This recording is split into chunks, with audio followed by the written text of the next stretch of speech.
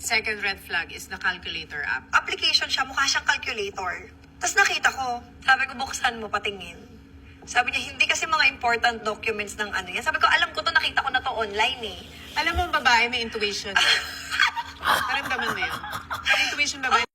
Now, during the discovery of infidelity or affair or cheating, the betrayed partner always wants to get the truth. Pero ang mahirap kasi doon, hindi naman nila nire-respeto yung katotohanan once na makuha nila ito. Ano ngayon kung tama yung hinala mo ng kung ano man yung tinatago niya doon sa calculator app na yun? 'Di ba? Most of the people who are going through this kind of phase is they are relieved, not because nalaman nila yung totoong sitwasyon na relasyon nila, but tuwang-tuwa sila dahil at long last mapagmamalaki ko na tama ako. But the cheated person being right does not necessarily mean that the relationship is okay. 'Di ba? Nalaman mo lang yung totoo, pero wala kang ginawa doon sa kung ano yung nalaman mo.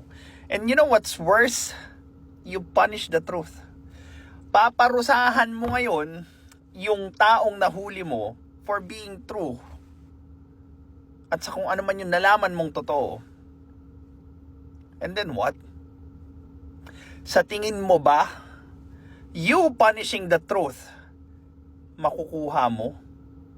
Or makukuha mo yung katotohanan next time? No. Of course, magtatago yan. Either itatago niya ulit hanggang sa ma-discover nyo, so on and so forth, until the cycle continues, repeat, and gets worse.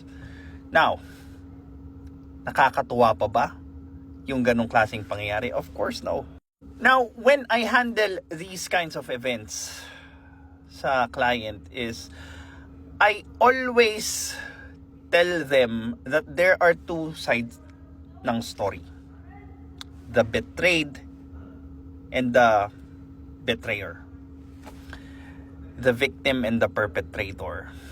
And doon sa dalawang storya na yon, there will always be a reason why hindi na kinaya nung taong nag-cheat na magsabi ng katotohanan or be honest doon sa binetray nilang partner. Most likely because they are being punished for being truthful.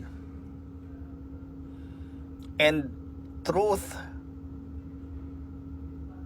does not work that way.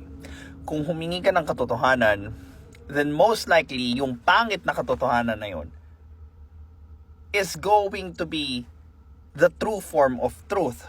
Pero kailangan mo ring tanggapin or kailangan mo munang tanungin yung sarili mo, are you capable mentally and emotionally to handle the truth? Kasi kung hindi, wag na. Yung babae, naniniwala, God's gift yan. Iba ang intuition ng babae. Ano to? So, umaano na yung, so tinanong ko siya. Lalo na yun, kinabahan ka na. Yun na yun. Kinabahan na ako. Sabi ko Intuition na yun. Sabi ko, ano to? Sabi ko, hindi to calculator. Sabi ko, may plus oh. Sabi ko, secret app to na pwede kang mag-store ng mga photos, videos, para siyang drive. So, alam mo na siya nung time na yun. Yes, alam ko na kung ano siya. Kaya nung nahuli ko, sabi ko gano'n, buksan mo akin yung password. Sabi ko gano'n, sa ayaw niya talagang ibigay. Sabi niya, hindi kasi mga important documents ng ano yan. Sabi ko, ginagawa mo kung bobo. Important documents ng parents mo, nasa calculator plus. Eh di pumunta tayo dun sa tamang hinala mo, picture siya, messages siya, so on and so forth. Now what? Anong gagawin mo? Diba? If you are just going to punish the truth, then again, anong silbi ng pagsasabi or pagiging totoo ko sa'yo? Now, when trying to fix infidelity or cheating or affair, we focus on the wrong side of the questions. Like, Ilang beses kayo kinain mo ba siya? Nilabasan ka ba? Saan nyo ginawa?